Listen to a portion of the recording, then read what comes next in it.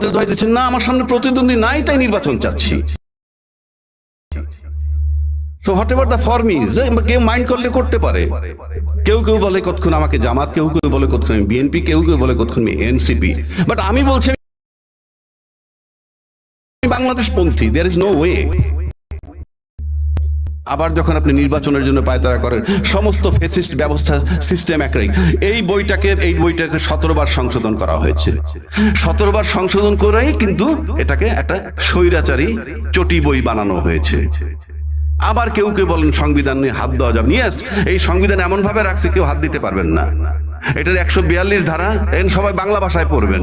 142 ধারা, 123 এবং 7 ক খ পড়ে দেখবেন, কারো হাত দেওয়ার ক্ষমতা নাই, সবার দণ্ড হবে, মৃত্যুদণ্ড হবে। কারণ এই সংবিধান এমন ভাবে করে গেছে আপনি কোনোভাবে হাত দিতে পারবেন না, সংশোধনও করতে পারবেন না। সংশোধন করতে 2/3 মেজরিটি, তা কিভাবে সব বলা আছে। এইবার আসেন 123 ধারায় নির্বাচনের কথা বলা আছে। আমার মনে হয় এখানে অনেক বিজ্ঞ সাংবাদিক আছেন, আপনারা সবাই জানেন যে এই বইটার ভিতরে বলা আছে সংসদ ভেঙে যাওয়ার পর 90 দিনের মধ্যে নির্বাচন। আশা করি সবাই জানেন। সংসদ ভেঙে গেল 8ই অগস্ট 2024, তাহলে সেই মোতাবেক নির্বাচন হওয়ার কথা 7ই নভেম্বর 2024। এরপরে নির্বাচন কমিশন নির্বাচনের ডেট ফেব্রুয়ারি 2026 দিল। কোন আইনে, কোন আইনে? এবং এই সংবিধানে বলা আছে প্রধানমন্ত্রী ক্ষমতায় থেকে তারপরে নির্বাচন করবেন, এই আইনটায় বলা আছে। কিন্তু ইউনূস সাহেব তো চিঠি দিচ্ছেন নির্বাচন কমিশনে, তুমি নির্বাচন করো। ইউনূস সাহেব কে? অন্তর্বর্তীকালীন সরকার। অন্তর্বর্তীকালীন সরকার বলতে এখানে কিছু বলা নাই। আমি চ্যালেঞ্জ করলাম, সবাই দেখতে পারেন। যেই সরকার কথা এই বইতে বলা নাই, সে এই বইটা চালাবে কিভাবে? Very simple. তা আজকে যারা নির্বাচনের প্রক্রিয়া যাচ্ছেন, ইনশাআল্লাহ তাআলা তাদের সবার জন্য সর্বোচ্চ শাস্তি হতেও পারে যদি কখনো গণেশ উল্টে যায়, যদি কখনো আওয়ামী লীগ আসে। এবং আপনারা আওয়ামী লীগকে দেখছেন আওয়ামী লীগ কি করে।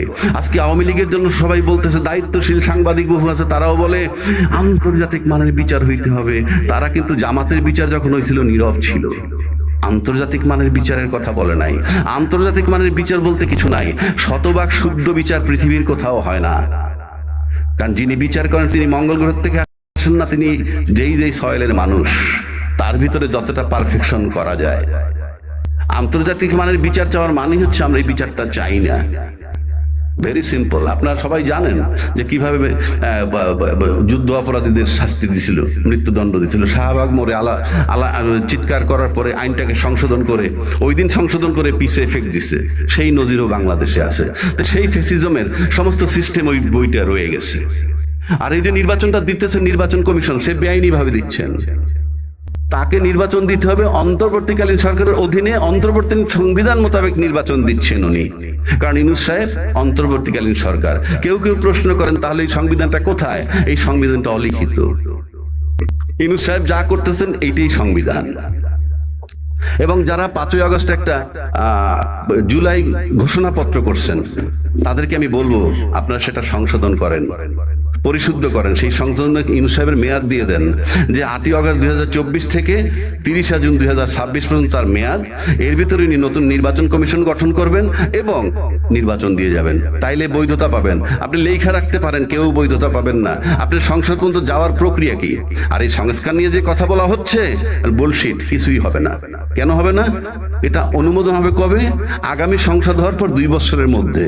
কন্যার সাথে দেখা নাই, বিয়া শুক্রবার।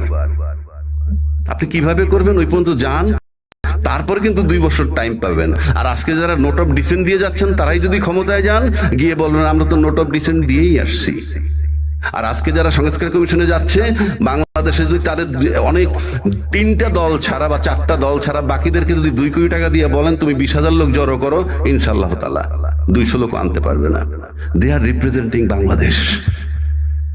এবং টোটাল যারা আপনার নির্বাচন কমিশন বা ঐকমত্য কমিশনে যায়, তারা কতজন?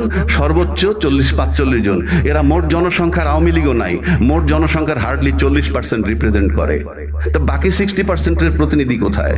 You are nobody to change the nation or সংস্কার, এই মাত্রই কয়জন লোকে। সুতরাং এটা অন্তর্বর্তীকালীন সরকারের অধীনে অন্তর্বর্তীকালীন নির্বাচন কমিশন নির্বাচন করছেন, সেটার বৈধতা জুলাই ঘোষণাপত্রের মাধ্যমে দিবেন।